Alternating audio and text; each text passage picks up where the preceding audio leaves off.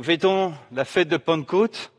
Nous l'avons tout de suite introduit lors du début du culte. Et vous savez que toutes les églises, en tout cas chrétiennes, en parlent. En fait, la fête de Pentecôte. Pour certaines églises, c'est une fête dite historique. C'est un événement qui se serait passé il y a 2000 ans. Et puis, c'est quelque chose de beau. On célèbre, on chante des chants. Mais il y a une petite différence avec nous ce matin. Nous le chantons, nous ne fêtons pas seulement une fête du passé. La Pentecôte est une réalité aujourd'hui. Et toute la vie chrétienne ne pourrait pas s'imaginer sans l'action de l'Esprit Saint dans nos vies. Si vous ôtez le Saint-Esprit, eh bien, ôtez tous les passages du Saint-Esprit dans la vie de Jésus, d'ailleurs. Vous allez voir qu'il ne serait pas né, il n'aurait pas été vainqueur de la tentation, il n'aurait pas été consolé, finalement, il ne serait pas ressuscité.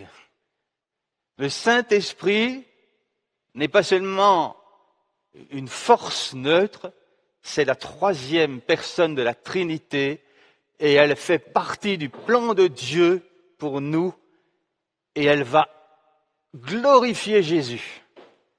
Glorifier Jésus dans nos louanges, glorifier dans nos prières, glorifier Jésus dans notre témoignage. Et nous pouvons dire que la promesse reste toujours la même.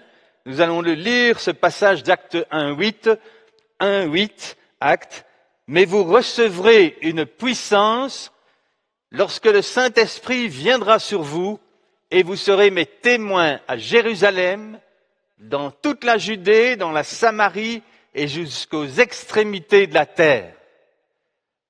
Ce matin, c'est non seulement la fête du Saint-Esprit, mais c'est la fête de tous ceux qui, par, la conviction donnée par l'Esprit, sont partis en obéissant à ces commandements, sont partis et ont été des témoins. Je pense à ces missionnaires, ces milliers qui ont donné leur vie pour glorifier le nom de Jésus.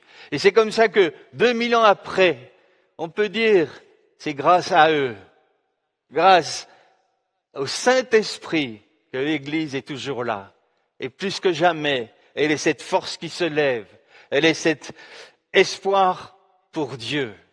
Vous savez que dans le monde judaïque, la fête de Pentecôte existait.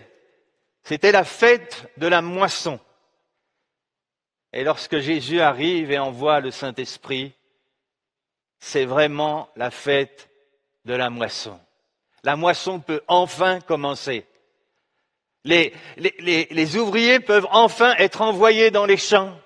Ils peuvent récolter la vraie moisson de Dieu. Et la fête de la Pentecôte de l'Ancien Testament n'est que l'ombre des choses à venir, de tous ces millions qui allaient se tourner vers Jésus pour lui. Pour illustrer la fête aujourd'hui, j'aimerais prendre un passage du prophète Élie et Élisée et voir ensemble et comment découvrir les liens entre ces deux récits et tout ce que cela a nous à apprendre. Se trouve dans le passage de 2 Rois 2, et je commencerai par le verset 5 pour bien situer le cadre. Les membres de la communauté des prophètes de Jéricho s'approchèrent d'Élisée et lui dirent « Sais-tu que c'est aujourd'hui que l'Éternel va enlever ton seigneur Élie au-dessus de ta tête ?» Élisée répondit « Moi aussi je le sais, taisez-vous. » Et un peu plus loin, au verset 8, Élie prit son manteau, l'entoura et en frappa l'eau. Elle se sépara et il traversa les deux à pied sec. Vous savez que nous sommes dans la période du prophète d'Élie et Élisée. On parle de la période, la plus grande période des prophètes. C'est une expérience assez extraordinaire. On aurait aimé vivre ces temps-là où Dieu se manifestait, où il y avait une puissance, des miracles qui se produisaient. Et traverser l'eau du Jourdain, n'était pas quelque chose de courant. J'allais dire, le prophète ne faisait pas ça tous les jours, prenait son manteau, pops. Et donc, il y a des significations. On retrouve cette image plusieurs fois dans l'Ancien Testament, la traversée des eaux. Et on le trouve à la sortie d'Égypte. Et c'est pas pour rien que c'est l'apôtre qui nous rappelle que c'est une image du passage de la mort à la vie. Passage qu'on lit souvent lors des baptêmes. Et c'est pour ça qu'il est bon de nous rappeler ici, eh bien, que il y a dans ce passage qu'on voit ici une allusion à un passage vers un nouvel état. Élie, c'était pas son baptême, c'était ce passage vers sa patrie céleste. Il fait partie il y en a très peu dans l'Ancien Testament qui n'ont pas connu la mort et qui ont été tout de suite pris par le Seigneur. Élie traverse les eaux. C'est pas pour rien que il y a aussi des conditions. Conditions pour recevoir le Saint-Esprit. Et on va le voir avec Élisée, il va mettre des conditions. C'est la même chose quand lorsque Pierre prêche à la Pentecôte, il va bien spécifier dans Actes 2, 38, Pierre leur dit, repentez-vous, changez d'attitude et que chacun de vous soit baptisé au nom de Jésus-Christ pour le pardon de ses péchés. Et vous recevrez le don du Saint-Esprit. C'est comme si Pierre rappelle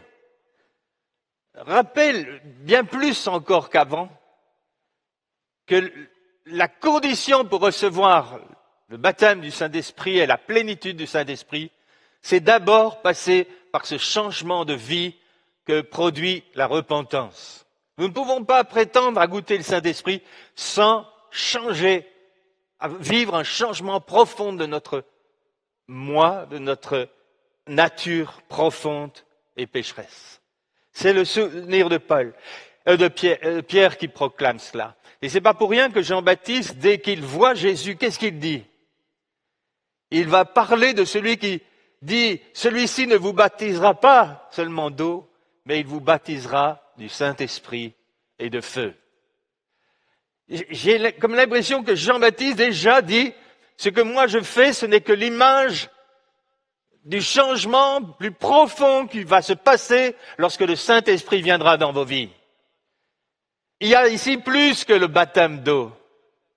Il y a la réalité du changement de vie par le baptême du Saint-Esprit et de feu. Élie et Élisée ont une drôle de relation. On dit que Élie venait de passer un moment assez particulier, même assez dur, puisqu'il avait fui, mais il avait reçu de Dieu comme mission de prier pour Élisée pour qu'il prenne sa place de prophète. Et on va continuer dans le passage, dans 2 Rois 2, 9. Il y a aussi une demande d'Élie. C'est assez étonnant. Lorsqu'ils eurent passé, Élie dit à Élisée, demande ce que tu veux que je fasse pour toi, avant que je sois enlevé d'avec toi. Élisée répondit, qu'il y ait, je te prie sur moi, une double portion de ton esprit. Alors, je ne sais pas, moi quand j'ai lu ça la première fois, j'ai dit, mais il se prend pour qui, Élie? Vous oseriez dire à quelqu'un, demande, viens chez moi, demande tout ce que tu veux. On se rend bien compte que c'est pas l'homme Élie qui parle, c'est vraiment le prophète, celui qui a une parole venant de Dieu. Élisée doit demander ce que Dieu veut. Et j'aimerais vous dire ce matin, Dieu veut vous donner le Saint-Esprit. Demandez et vous recevrez. Il n'y a rien de plus évident que ce que Dieu désire nous donner, c'est le Saint-Esprit. Il ne l'a pas réservé pour une élite, il ne l'a pas réservé pour le pasteur ou le diacre ou l'homme à la sono. Non, le Saint-Esprit est pour chacun de nous. pas pour une dénomination, pas pour les pentecôtistes ou les ceci. Il est pour tous ceux qui croient au Seigneur Jésus-Christ. Demande ce que tu veux que je fasse avant que je sois enlevé avec toi. C'est assez étonnant parce que Jésus aussi va dire la même chose à ses disciples. Il dira, acte 1, 4, comme il se trouvait avec eux, il leur recommanda de ne point s'éloigner de Jérusalem, mais d'attendre ce que le Père avait promis, ce que je vous ai annoncé, leur dit-il, car Jean a baptisé d'eau, mais vous, dans peu de jours, vous serez baptisés du Saint-Esprit. J'allais dire, c'est même plus une demande. C'est un cadeau qui est là pour vous et pour tous ceux qui croiront, pour vos enfants, dira Pierre. Jusqu'aux extrémités de la terre. Voilà un don qui dépasse le temps, qui dépasse l'espace, qui dépasse notre entendement. Quelle belle image! Quand Élie dit cela, il suscite la foi chez Élisée. Il suscite la foi pourquoi? Parce que si je ne cherche pas le Saint-Esprit, si je ne demande pas, si je ne désire pas rentrer dans la vie avec le Saint-Esprit, je risque bien de rester sur le bord du Jourdain pour toute ma vie. Puis je dirais, c'est beau cette fleuve, c'est beau le feu que j'ai vu, le char d'Élie qui est monté, c'est beau, oh, les miracles d'Élie. Et on n'aurait pas parlé d'Élisée. Il n'aurait pas non plus fait autant de miracles. Il a fallu qu'Élisée demande. Et c'est ce qu'il va faire. Il demande. Élisée répond, je veux que je puisse avoir une double onction de l'Esprit qui repose sur toi. Extraordinaire.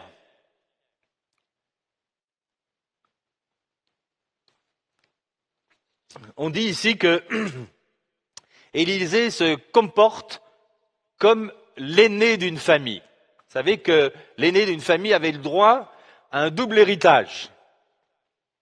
Et quand il demande la double portion, eh bien lui il se considère comme le fils de la maison et il dit, moi je veux pas la moitié de ce qui m'attend, je veux la double portion de l'esprit. Ça semble audacieux, ça semble risqué même. Vous vous rendez compte? Il n'est pas sûr, comme les disciples à la Pentecôte, ils étaient encore enfermés le matin même. Jésus avait bien promis quelque chose, mais mettez-vous à leur place. Ils étaient confinés, et pas à cause du Covid, mais à cause de cette crainte, à cause de cette attente. Ils priaient, et puis le Saint-Esprit est venu. Alléluia. Heureusement que le Seigneur intervient et fait le miracle. Ça ne vient pas de nous. Cela ne vient en aucune façon de notre, j'allais dire, de nos œuvres. C'est un cadeau que Dieu nous fait et il aime à le faire. Merci Seigneur pour ton esprit. Merci pour cette dimension de relation. Parce que chaque fois que je peux me tourner vers toi, c'est grâce au Saint-Esprit. Chaque fois que je peux prier, c'est grâce au Saint-Esprit. Chaque fois que je peux intercéder, que ce soit en langue ou soit en français, c'est grâce au Saint-Esprit. En anglais, j'arrive difficilement. Mais le Seigneur sait tout ce que nous pouvons communiquer avec Dieu, c'est au travers de cet Esprit Saint. Lorsque je prie, lorsque Dieu intervient, c'est encore l'œuvre du Saint-Esprit. Et Jésus nous l'a donné comme consolateur, comme, j'allais dire, c'est plus qu'un consolateur. C'est quelqu'un qui nous accompagne et qui agit, j'allais dire, à côté de nous. C'est un assistant, c'est un avocat, c'est un consolateur, c'est tout celui qui apporte tout ce qui nous manque. Voilà le rôle du Saint-Esprit dans nos vies.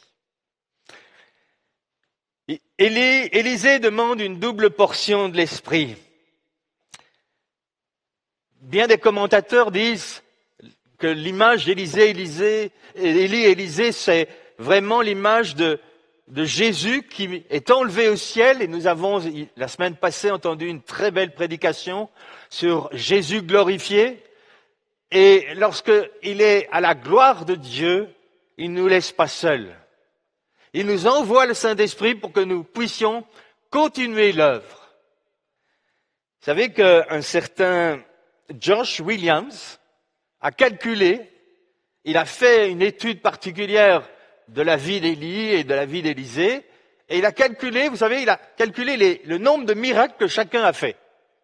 Et cet homme a trouvé que Élie a accompli 8 miracles connus, donc retranscrits dans la Bible. Et Élisée en a accompli exactement 16 miracles. Exactement le double. Est-ce qu'un hasard? Est-ce plus qu'un hasard?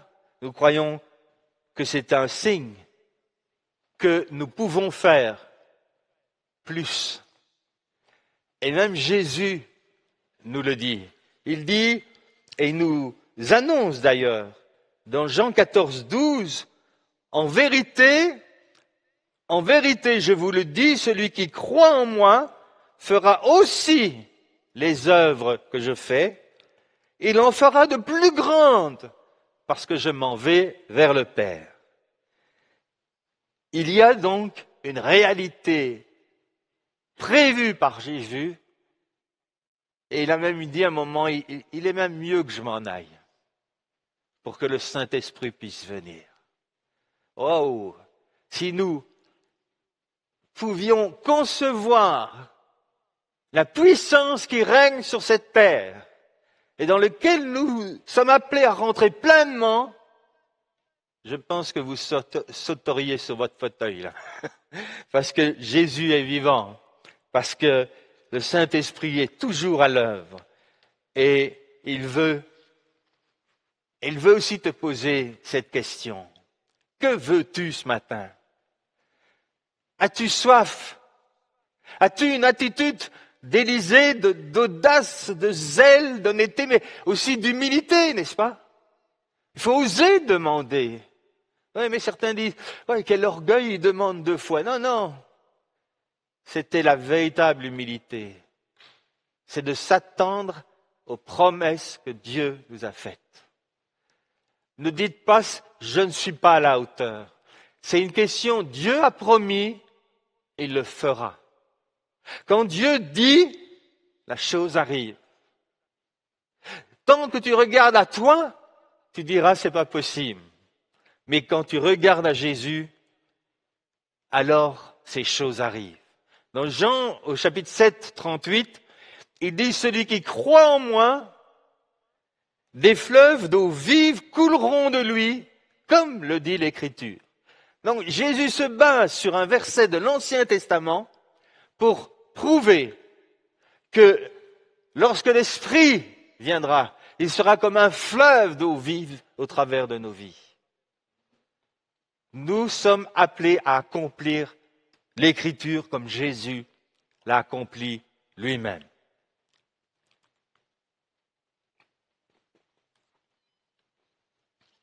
Et pour ceux qui doutent encore que Dieu veut nous donner autre chose que le Saint-Esprit, je lirai simplement ce verset de Luc 11, 13, on change d'évangile.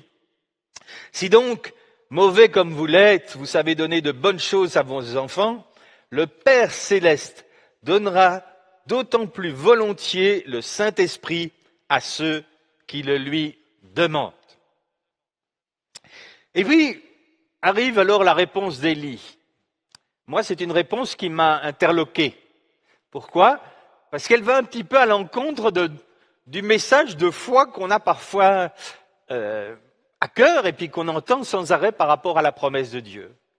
Élie dit à Élisée, tu demandes une chose difficile. C'est assez étonnant, hein? 2 Rois 2, 10, 11, on va l'afficher. Toutefois, si tu peux me voir pendant que je serai enlevé loin de toi, cela t'arrivera. Sinon, cela n'arrivera pas.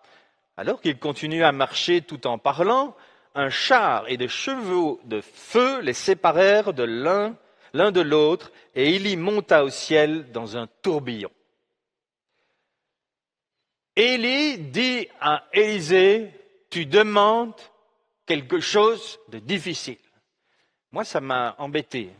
Je dis, mais enfin, comment je vais expliquer à Sébastien que il voulait un message de Pentecôte, quoi, un message de feu, qui renverse tout. Non, je vois, Sébastien, tu t'y attendais quand même. Mais non. Et puis tout d'un coup, voilà qu'Albert choisit un verset qui dit, tu demandes quelque chose de difficile. Et ça m'a interpellé, parce que je me suis dit, c'est vrai que c'était pas facile. Quand on voit comment Élisée a dû persévérer, chaque fois le prophète lui disait, reste là, moi je vais là. Non, je te suis. Et puis, il a dû le suivre jusqu'au bout, et Élisée va lui-même lui dire, si tu me vois partir, alors à ce moment-là, tu pourras y rentrer. Certains ont même dit, il y a un moment, ces chars de feu, vous vous rappelez, quand Élisée, ses yeux s'ouvrent et qu'il voit l'armée de l'Éternel. Ce n'était pas quelque chose qu'on voit naturellement. Et qu'il devait avoir cette attitude de cœur, cette ouverture d'esprit pour dire, oui, les chars de feu sont là. Donc il y a une attitude interne qu'il nous faut avoir. Et j'ai commencé à réfléchir, faire une petite liste. Je ne vais pas vous l'afficher, je vais simplement dire, mais c'est vrai, la première chose qui m'est venue à l'esprit, c'est de dire, c'est difficile, parce que l'esprit est bien disposé, mais la chair est faible. C'est la première chose que j'ai pensée. Comme Paul qui se débat en disant, mais je vois cette loi dans mon être qui me pousse vers le péché. Et puis à la fin de Romains 7, il dit, mais gloire au Seigneur Jésus-Christ, parce que la loi de l'esprit de vie m'a affranchi de la loi de la mort et du péché. Oui, soyons continuellement remplis de l'esprit. C'est une chose difficile. La deuxième chose que je pourrais dire, c'est, vous savez, le feu de la Pentecôte. Bien souvent, on connaît ça, on a vécu des grandes conventions apostoliques ou de la convention de jeunesse, et là, on est tout feu, tout flamme. Et puis 2 semaines après, la flamme a un petit peu diminué. Nous avons une tendance, j'allais dire, à régresser plutôt que de nous élever. Et ça, c'est important. Notre foi ne doit pas être dans l'expérience, mais dans la relation avec Jésus. C'est important de le rappeler. On pourrait dire encore, est-ce que je peux rajouter, c'est difficile peut-être à cause des distractions de ce monde, à cause du fait que, il y a tellement de choses dans ce monde qui nous attirent vers lui que nous oublions les réalités. C'est tellement difficile aussi parce que c'est tellement facile de voir les choses visibles, tellement plus difficile de vivre du monde avec la conception et de voir ce monde invisible. Et puis, comme Élie vient de vivre, il avait défié 400 faux prophètes, il a fait descendre le feu du ciel, il avait tué ces prophètes, et puis il doit fuir devant une femme, excusez-moi, mais cette femme, j'aimerais pas la rencontrer, c'était Jézabel, et il va tomber dans une profonde déprime, il va vouloir la mort, il va s'enfuir, et Dieu va le restaurer, et va encore lui dire, mais va. Donc, Élie savait bien que c'était difficile. Il savait très bien que Élisée allait vers de l'opposition, vers que l'ennemi allait s'acharner sur sa vie. Et c'est pour ça que la vie de l'esprit, c'est un choix qui n'est pas fait pour les faibles, vus de ce monde. Dieu choisit des faibles. Et nous pouvons recevoir alors de Dieu la force Alors continuons le récit. La dernière partie nous dit, Élisée, toujours 2 Rois 2, 12 à 15, Élisée regardait tout en criant, mon père, chars et cavalerie d'Israël. Puis il ne le vit plus. Il prit alors ses habits et le déchira en deux. Il ramassa aussi le manteau qu'Élie avait laissé tomber et il repartit. Il s'arrêta sur la rive de Jourdain. Il prit le manteau d'Élie, celui qu'il avait laissé tomber, il frappa l'eau et dit, où est l'Éternel, le Dieu d'Élie? Lorsqu'il frappa l'eau, elle se sépara aussi et put la traverser. Les membres de la communauté des prophètes de Jéricho le virent d'en face et dirent, l'esprit d'Élie repose sur Élisée. On arrive à la fin. On arrive à ce passage où il y a un deuil énorme, un petit peu comme les apôtres après la mort de Jésus, n'est-ce pas? Il en déchire ses vêtements. Vous savez ce que ça veut dire? Eh bien, on peut y voir un geste de deuil. Dans certains pays, on déchire son vêtement lors d'un deuil. Ici, certains ont dit, mais il y a une double image. Le deuil, ok, mais c'est d'abord, il se dépouille. Il veut prendre le vêtement d'Élie, mais il doit d'abord se dépouiller. Et c'est là où on voit qu'il y a ce passage qui nous dit de revêtir Jésus. C'est revêtir l'Esprit de Dieu. Revêtir, être appelé à rentrer dans une vie dirigée et vécue par le Saint-Esprit. Puis il arrive là, et j'ai comme l'impression que ce cri, quand il voit Élie se partir, j'ai parfois dit, mais pourquoi il invoque mon père, chars et cavalerie d'Israël? Qu'est-ce qu'il est en train de dire? En étudiant un petit peu, j'ai dû lire un petit peu par-ci, par-là, c'était une expression comme si, pour Élisée, Élie était lui-même, j'allais dire, celui qui dirigeait les chars et l'armée d'Israël. Celui qui avait ouvert ses yeux, et tout d'un coup, c'est comme s'il perdait tout ça. Et qu'il n'y avait plus cette armée de l'Éternel par terre. Mais lorsqu'il retourne au Jourdain, avec le manteau, tout d'un coup, il se rappelle. Il se rappelle, c'est moi maintenant qui vais prendre le chemin. C'est moi qui vais rentrer dans les promesses de Dieu. C'est moi qui vais passer ce Jourdain et vivre cette double onction. Il prend le manteau, il le jette, il fait une chose extraordinaire. Et en faisant cela, il revêt une vie nouvelle, un ministère nouveau. Il rentre dans le pays promis et Dieu répond à la prière d'Élisée. Alléluia. Ouf, c'était une chose difficile, mais possible. Il t'a demandé quelque chose. Il y a un prix à payer, mais c'est possible. Tu es appelé à faire de grandes choses parce que Dieu a mis la main sur ta vie. Si tu as révélé son salut, si tu as révélé la personne de Jésus et la personne du Saint-Esprit, c'est pour que toi tu rentres dans cette dimension-là.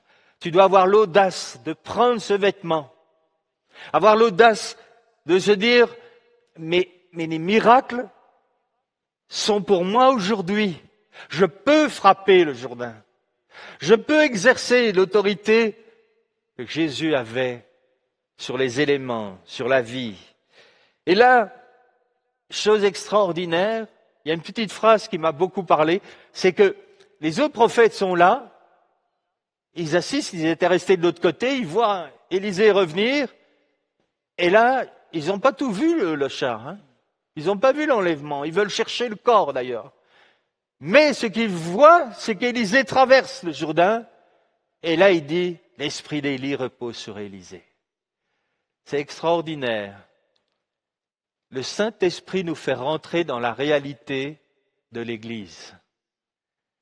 Dans la réalité où je vais vivre avec des frères, des sœurs qui vont m'enrichir de leur vie spirituelle, où je vais pouvoir m'encourager, où je vais pouvoir, j'allais dire, former cette famille. Ça, c'est un cadeau extraordinaire. Vous n'êtes pas appelé à être le prophète seul. Nous l'avons lu, L'Esprit est donné à chacun. On n'est plus sur sur l'ancienne alliance. Dans la nouvelle alliance, nous sommes tous appelés à être remplis de Saint-Esprit. Nos moments de culte devraient être des moments de débordement de l'expression de l'Esprit au travers de chacun. Je comprends pourquoi Paul n'avait pas facile avec Corinthe. Parce que chacun voulait dire quelque chose. Alors Paul a dit, bon, allez, chaque fois qu'on se retrouve, on va mettre un peu d'ordre. Mais moi, je préfère le désordre de Corinthe que le cimetière de certaines de nos églises, où il n'y a plus rien qui bouge. Alors, supportons un peu de désordre, mais cherchons surtout la vie de l'Esprit. Et quand elle est bien vécue, ce désordre va amener une vie qui va produire. Je vais conclure en disant que l'Église a toujours été l'endroit où Dieu veut manifester la vie de l'Esprit. Le peuple de Dieu est celui qui a ce privilège de connaître la plus grande puissance qui existe dans ce monde. Et nous sommes destinés à être portés par le souffle du vent du Saint-Esprit, portés par la flamme que Dieu a allumée par le Saint-Esprit, embrasés, passionnés pour l'œuvre de Dieu, afin de voir la gloire de Dieu. L'Église est l'habitation qui doit voir la gloire de Dieu descendre sur elle. C'était l'image du Saint-Esprit. Oh, on comprend alors, et c'est le dernier verset que je vais vous laisser, pourquoi dans Éphésiens 5, 18, il est dit, soyez au contraire remplis de l'Esprit. Ne renouvelez, ranimez les dons, cherchez les dons spirituels, aspirez comme une biche aspire au courant d'eau. Est-ce que nous pouvons le prier? Je vais demander à l'équipe de louanges de remonter. Je vais demander à Sébastien peut-être de me soutenir au niveau musical pendant que je vais prier. Je vais demander que chacun de nous puissions vraiment recevoir un rafraîchissement de l'esprit ce matin. Recevoir un attouchement de Dieu au fond de son cœur, là où il est, pour dire oui, Saint-Esprit, oui, je te demande une plus grande part. Oui, je confesse que je me suis contenté de miettes qui tombent de la table du Seigneur. Seigneur, nous venons là et nous voulons déchirer nos vêtements. Parce que c'est vrai que des fois, la vie chrétienne ressemble plus à un enterrement qu'à une fête de joie. Et nous voulons te demander, en ce jour de Pentecôte, de retrouver la joie du salut, de retrouver la joie de te servir, de retrouver, Seigneur, cet amour qui brûle dans nos cœurs, parce que le Saint-Esprit est là. Oui, il est là, et il y a, oui, comme dit ce chant, un transfert entre le ciel et la terre. Oui, il y a une joie, une puissance qui vient et qui découle de notre communion avec le Seigneur. Viens, Saint-Esprit, viens toucher nos vies. Viens nous embraser dans cette dimension, afin que nous aussi, nous puissions avoir la même foi qu'Élisée pour prendre ce manteau et pour, face à chaque situation, frapper de ce manteau et dire, mais c'est la même onction que celle qui était en Jésus. Nous pouvons être assurés que nous l'avons reçue au nom de Jésus. Merci d'agir là où nous sommes, en famille, sur nos bien-aimés. Seigneur, tu fais que nos maisons deviennent ces temples parce que c'est nous le temple du Saint-Esprit. Tu fais que ceux qui viennent puissent sentir cette présence de Dieu qui nous habite. Merci Père pour ta grâce sur chacun de nous dans ce temps de confinement, que nous puissions vivre vraiment une dimension renouvelée avec toi et en Église. Dans le nom de Jésus. Amen. Alléluia.